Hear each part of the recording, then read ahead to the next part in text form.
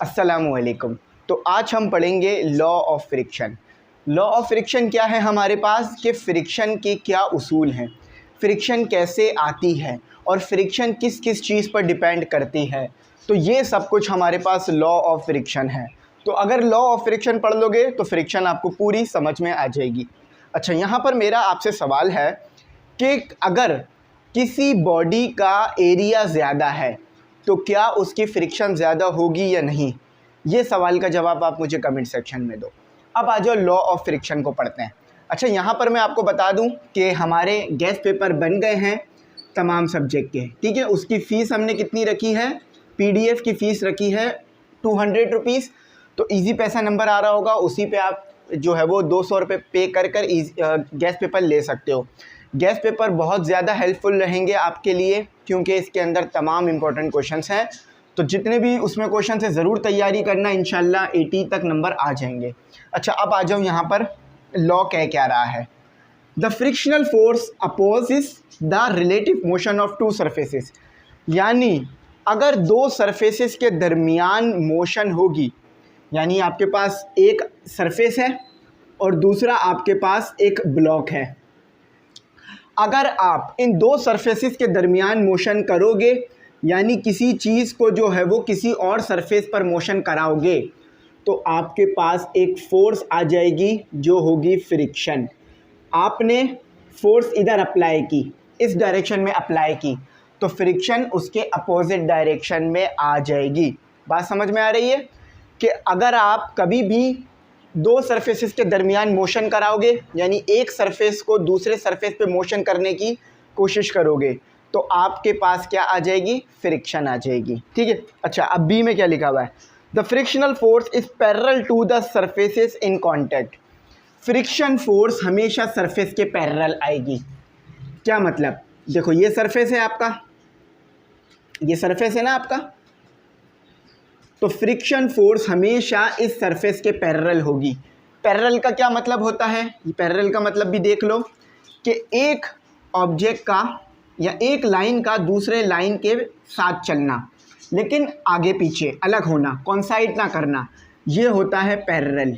जब भी आपसे कोई पूछ ले पैरेलल का क्या मतलब है, कि दोनों जो है वो एक दूसरे के साथ चल रहे हैं। देखो लाइन 1 है आपके पास और ये लाइन 2 है आपके पास, तो लाइन 1 लाइन 2 के क्या हो गई, पैरेलल, यानी साथ चल रही है। और पैरेलल की कंडीशन में हमेशा याद रखना एंगल 0 होता है, ठीक है। दो चीज़ें, ये बात पैरेलल के लिए याद रखना। तो जब भी आप फोर्स अप्लाई करोगे फ्रिक्शन आएगी, वो फ्रिक्शन सरफेस के पैरेलल होगी, यानी सरफेस और आपकी फ्रिक्शनल फोर्स के दरमियान एंगल जो है वो 0 होगा। बात समझ गए ना। पैरेलल का क्या मतलब है, साथ चलना। जैसे कि एक ट्रेन चल रही है और उसी के साथ एक गाड़ी चल रही है, तो यानी पैरेलल चल रहे हैं, एक दूसरे के साथ साथ चल रहे हैं, आमने सामने चल रहे हैं। ये बी में लिखा हुआ है, the frictional force is directly proportional to the normal force या नॉर्मल रिएक्शन। अब देखो भाई, जितना ज़्यादा आपके पास नॉर्मल रिएक्शन होगा उतनी ज़्यादा आपके पास फोर्स ऑफ फ्रिक्शन होगी।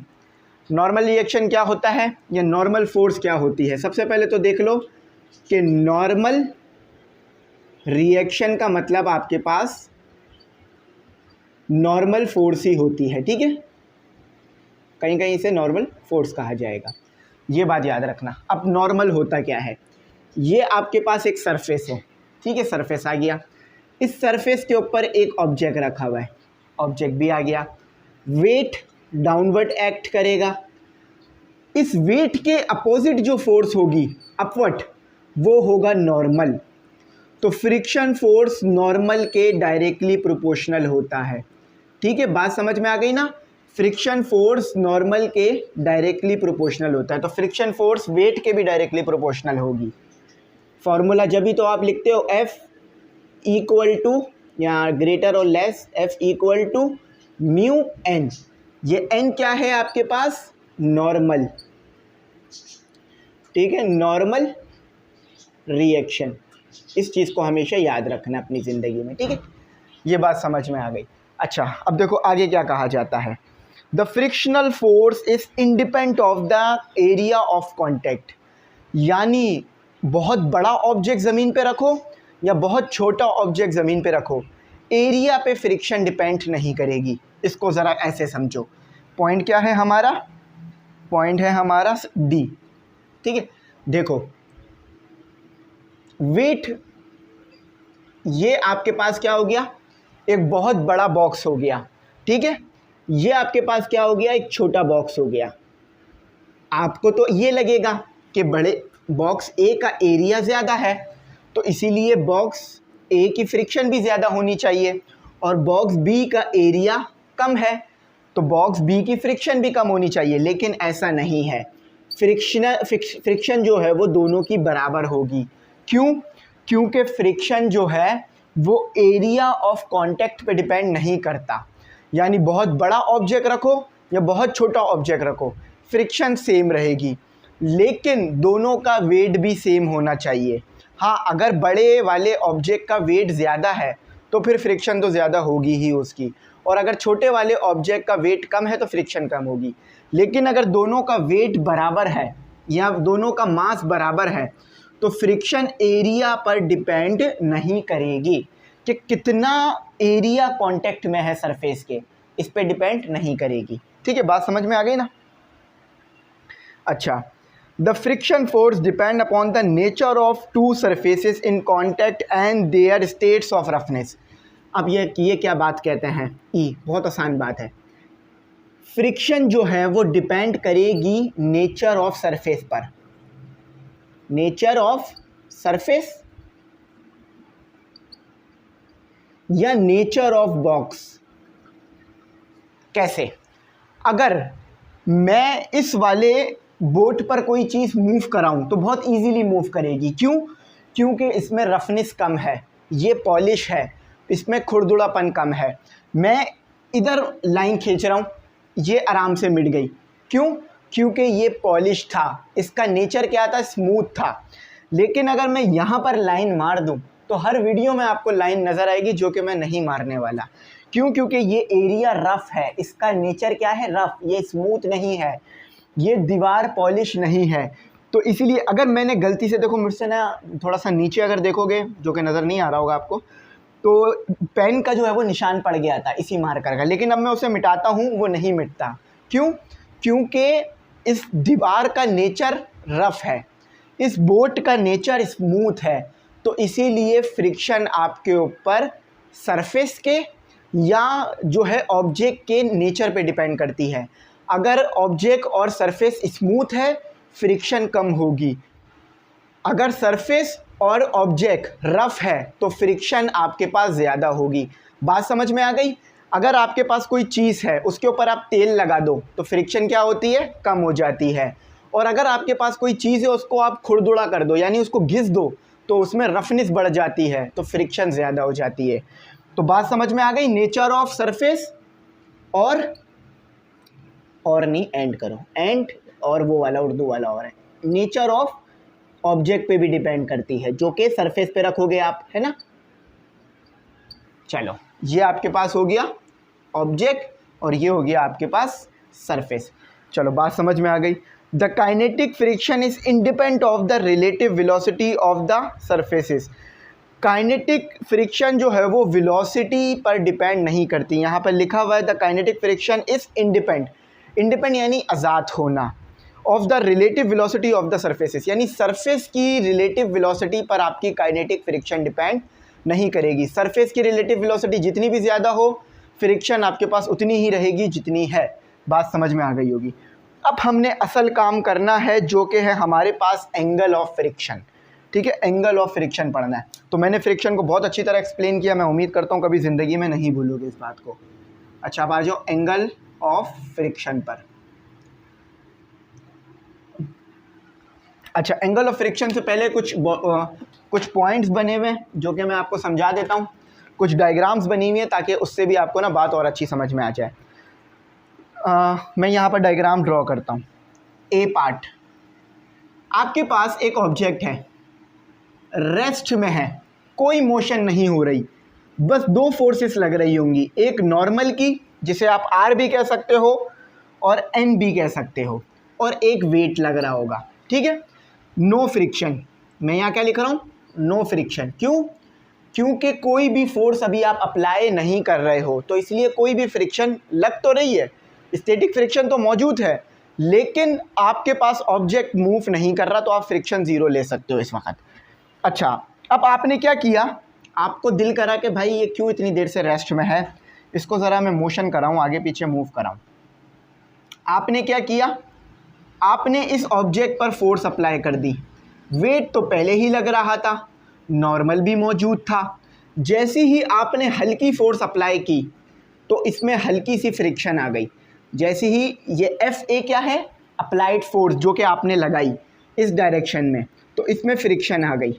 लेकिन ऑब्जेक्ट अभी भी मूव नहीं कर रहा, मोशन नहीं है, तो इस वक्त जो फ्रिक्शन होगी वो स्टैटिक फ्रिक्शन होगी, ठीक है। यहाँ पे लिखा हुआ है वीक अप्लाइड फोर्स, वीक यानी कम फोर्स लगाई है, तो box remain at rest, box rest में रहेगा। मैं यहाँ लिख देता हूँ रेस्ट में है बॉक्स, बॉक्स इन रेस्ट, ठीक है, बॉक्स इन रेस्ट है। तो इस वक्त कौन सी फ्रिक्शन है, स्टैटिक फ्रिक्शन, ठीक है। मोशन नहीं कर रहा, ये याद रखना बस, ठीक है। अच्छा, अब अगली कंडीशन में आपको गुस्सा आया, यार ये बॉक्स हिल क्यों नहीं रहा, जबकि मैं फोर्स भी अप्लाई कर रहा हूँ। तो अब आपने स्ट्रॉन्ग फोर्स अप्लाई की इस बॉक्स के ऊपर। ये आपकी क्या है, वेट, जो कि पहले भी लग रहा था, ये आपका नॉर्मल, ये आपका अप्लाइड फोर्स। लेकिन अब ये फोर्स ज़्यादा है, तो अब आपकी फ्रिक्शन भी ज़्यादा होगी। लेकिन बॉक्स अभी भी रेस्ट में है, strong applied force, box remain just about a slight static friction. आपने भारी फोर्स लगाई, ज़्यादा फोर्स लगाई, लेकिन अभी भी बॉक्स ने मोशन शुरू नहीं की है, तो इस वक्त भी जो फ्रिक्शन रहेगी वो स्टैटिक फ्रिक्शन रहेगी, स्टैटिक फ्रिक्शन, ठीक है। बॉक्स किस में है, बॉक्स इन रेस्ट है आपके पास, अभी भी बॉक्स रेस्ट में है, फोर्स बढ़ा दी आपने, बस मूव करने ही वाला है लेकिन मूव नहीं करा है। उस वक्त जो फ्रिक्शन होगी स्टैटिक फ्रिक्शन, लेकिन इसे स्टैटिक फ्रिक्शन नहीं कहा जाता, इसे लिमिटिंग फ्रिक्शन कहा जाता है। लेकिन आप इसे अभी स्टैटिक फ्रिक्शन ही पढ़ लो, क्योंकि इन्होंने लिमिटिंग फ्रिक्शन नहीं जिक्र किया, ठीक है। तो अभी जो फ्रिक्शन है वो स्टैटिक फ्रिक्शन है, लेकिन अब आपको आ गया और ज़्यादा गुस्सा। अब आपने अप्लाई कर दी और फोर्स, यानी जो फोर्स अप्लाई की हुई थी थोड़ी और बढ़ा दी। अब आपकी फोर्स हो गई है कांस्टेंट, ठीक है, मतलब अब आपकी फोर्स हो गई है मज़ीद ज़्यादा, अब आपकी अप्लाइड फोर्स हो गई है मज़ीद ज़्यादा। आपको गुस्सा आ गया ना, गुस्सा आएगा तो फोर्स तो ज़्यादा होगी। अच्छा, याद रखना कि फ्रिक्शन के लिए आप स्मॉल एफ बनाते हो, कैपिटल एफ नहीं बनाते। मैं ये स्मॉल एफ बना रहा हूँ, अगर आप देखोगे तो आपको समझ में आ जाएगी बात। अच्छा, ये वेट अभी भी लग रहा है, नॉर्मल अभी भी लग रहा है। अब ऑब्जेक्ट ने मोशन करना शुरू कर दिया है, बॉक्स इन मोशन है अब, तो इस वक्त जो फ्रिक्शन लग रही होगी वो होगी काइनेटिक या स्लाइडिंग फ्रिक्शन, ठीक है। इसे काइनेटिक भी बोला जाता है और स्लाइडिंग फ्रिक्शन भी बोला जाता है, क्योंकि बॉक्स हम मोशन कर रहा है। याद रहेगी ये बात, देखो मैंने सब लिख दिया, मैं उम्मीद करता हूँ नहीं भूलोगे, ज़िंदगी में हमेशा याद रखोगे। अब आ जाओ ज़रा पढ़ते हैं एंगल ऑफ फ्रिक्शन। सबसे पहले रूखा रूखा समझ लो कि एंगल ऑफ फ्रिक्शन क्या होता है। Angle of friction is the ratio of friction force and normal force. बात आसान थी लेकिन समझ नहीं आई होगी, ठीक है। एंगल ऑफ फ्रिक्शन आपको ये भी बताता है कि जितना ज़्यादा एंगल ऑफ फ्रिक्शन ज़्यादा होगा, यानी एंगल ऑफ फ्रिक्शन की वैल्यू जितनी ज़्यादा आएगी, फ्रिक्शन फोर्स भी आपके पास उतनी ही ज़्यादा होगी। अब ज़रा मैं यहाँ पर बना के समझाता हूँ। अच्छा, ये रफनेस वाली डायग्राम मैंने उस दिन भी बना दी थी इससे पहले वाले टॉपिक में, कि अगर आप ये जो सरफेस और ऑब्जेक्ट कांटेक्ट में है इसको बड़ा करके देखोगे तो ये इस तरह का नज़र आएगा आपको, इसमें रफनेस नज़र आएगी माइक्रोस्कोप से देखोगे तो। ये आपका आ गया ऑब्जेक्ट, ये आपका आ गया सरफेस, ये लेवल, ये जो आप व्यू देख रहे हो ये माइक्रोस्कोपिक व्यू है, ठीक है, मैग्नीफाइंग व्यू यानी बड़ा करके व्यू देख रहे हो कि फ्रिक्शन आ किस तरह रही है।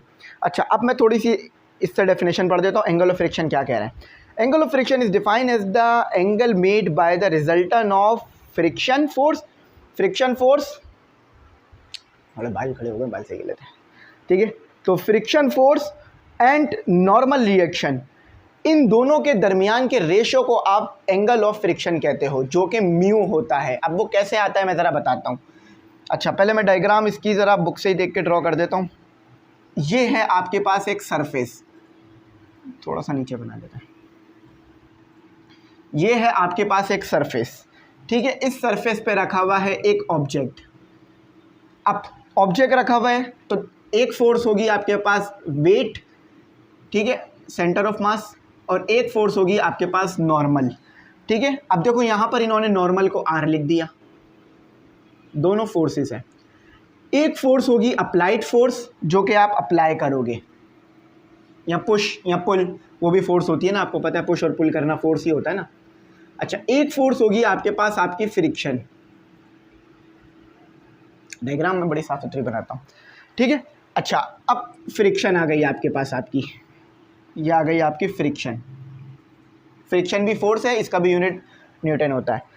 अब रिजल्टेंट और नॉर्मल फोर्स और फ्रिक्शन फोर्स, इन दोनों का रिजल्टेंट निकलता है आपके पास क्या, कांस्टेंट फोर्स, ठीक है। एक कांस्टेंट फोर्स आती है इन दोनों की वजह से। अब यहाँ पर एक एंगल बन रहा है, ये जो एंगल होता है यही होता है आपके पास म्यू। समझ में आई बात? ये जो एंगल होता है इसी को कहते हैं म्यू। अब मैं थोड़ा इसको वो कर देता हूँ। ये पॉइंट आपको सी कह दिया इन्होंने, ये वाला पॉइंट इन्होंने ए कह दिया, ये वाला पॉइंट इन्होंने एल कह दिया, और ये एंगल बना दिया। मैं अभी इसको थीटा ही लिखता हूँ, म्यू में इसको नीचे लिख दूंगा, लेकिन याद रखना म्यू आपके पास यही चीज़ होती है, और इसके साथ टेन भी आता है पर। अच्छा, अब आपके पास एक वो बन गया परपेंडिकुलर। एक और बात याद रखना, आपके पास ट्रायंगल क्या बन रहा है, कंसीडर करो triangle, consider the triangle LAC। LAC एक राइट एंगल ट्रायंगल है, ये बात याद रखना। LAC is a right angle triangle, right angle triangle. क्यों? क्योंकि देखो यहाँ पर आपके पास 90 का एंगल आ रहा है। जो एंगल आपने बनाया है, जो आप रिस्पेक्टिव एंगल बनाते हो, उसके सामने होता है परपेंडिकुलर P, और बराबर वाली चीज़ होती है बेस, और जो दूसरी लाइन होती है वो होती है हाइपोटेन्यूस। अब इसको याद रखना। अब इसके ऊपर लगा दो 10 अप्लाई कर दो, इसके ऊपर tan थीटा अप्लाई कर दो, ठीक है। तो tan थीटा आपके पास किस चीज़ के बराबर होता है, परपेंडिकुलर अपॉन बेस, ठीक है। बेस क्या है आपके पास, AL के लो, AL ही कहा होगा इन्होंने इसको, ज़रूर मैं देख लेता हूँ क्या कहा इन्होंने। हाँ, AL आपके पास क्या आ गई, बेस आ गई, यहीं पे लिख लेते हैं। P की जगह पे मैंने, बल्कि यहाँ नहीं लिखते हैं, मुश्किल होगी आपको समझने में। P की जगह मैंने क्या लिख दिया, AL, ठीक है, ये AL आ गया आपका। B की जगह क्या आ गया, AC। अच्छा, अब ये चीज़ चेक करो, AL क्या है, AL आपके पास E लिख दो, इसे चाहो तो कुछ भी लिख दो, CE। तो AL क्या है आपके पास, AL आपके पास वही चीज़ है जो कि फ्रिक्शन है। फ्रिक्शन क्यों, क्योंकि देखो फ्रिक्शन भी पैरेलल है और आपका AL भी पैरेलल है। इसको चाहो तो यहाँ पे ड्रॉ कर सकते हो, इस तरफ लाके ड्रॉ कर सकते हो AL को, ठीक है। तो AL क्या है आपके पास, हेयर क्या है, हेयर AL आपके पास क्या है, फ्रिक्शन, देखो फ्रिक्शन P। और AC क्या है आपके पास, AC आपके पास है, AC आपके पास है नॉर्मल फोर्स। तो ज़रा पुट कर दो इधर, तो tan theta equal to, zoom कर लेना, ठीक है। AL आपके पास क्या हो गया, फ्रिक्शन, और AC आपके पास हो गया R। अब मैंने यहाँ पर एक चीज़ लिखी थी कि tan थीटा क्या होता है, म्यू के बराबर होता है आपके पास, तो उसकी जगह लिख दिया मैंने म्यू, tan थीटा की जगह म्यू लिख दिया मैंने F/R। तो देखा एंगल ऑफ फ्रिक्शन क्या होता है आपके पास, ये म्यू, लेकिन tan के साथ। बात समझ में आई? बहुत अच्छी तरह से मैंने इसे बताया। मैं उम्मीद करता हूँ कोई बच्चा इसको नहीं भूलेगा, क्योंकि बहुत से बच्चों को मुश्किल होती है इसे समझने में, तो इसलिए मैंने बहुत डिटेल में जाकर, बहुत बिल्कुल अंदर उसको घुस गई बात। ऐसे ही समझाने की कोशिश की, ठीक है, यानी बहुत डिटेल में चला गया, डेप्थ में चला गया। तो ये बात याद रहेगी, मैं उम्मीद करता हूँ। तो टेन थीटा, उन्होंने टेन को वो कैपिटल वाला लिखा हुआ है, लेकिन कोई मसला नहीं है, टेन अल्फ़ा लिख लो या थीटा लिख लो, एक ही बात है, ठीक है। तो ये आपके पास आ गया। तो म्यू क्या है आपके पास? Ratio of friction and resultant, और निकलता कैसे है ये मैंने आपको यहाँ निकाल के दिखा दिया। अब नेक्स्ट वीडियो में हम पढ़ेंगे relation between angle of friction and angle of repose. ये अलग अपलोड करूँगा क्योंकि ये बिल्कुल अलग चीज़ है, अलग बात है, डिटेल में समझानी पड़ेगी आपको थोड़ी सी। तो ये ज़रा स्क्रीनशॉट ले लो पूरे आज के टॉपिक का हमारे, मैंने बहुत डिटेल में इसको लिख दिया। अगर कुछ समझ ना आया हो तो ज़रूर पूछना, मैं ज़रूर गाइड करूँगा। Thanks for watching. अल्लाह हाफिज़। अपनी कीमती दुआओं में ज़रूर याद रखना और बालों को इग्नोर करना, वो आज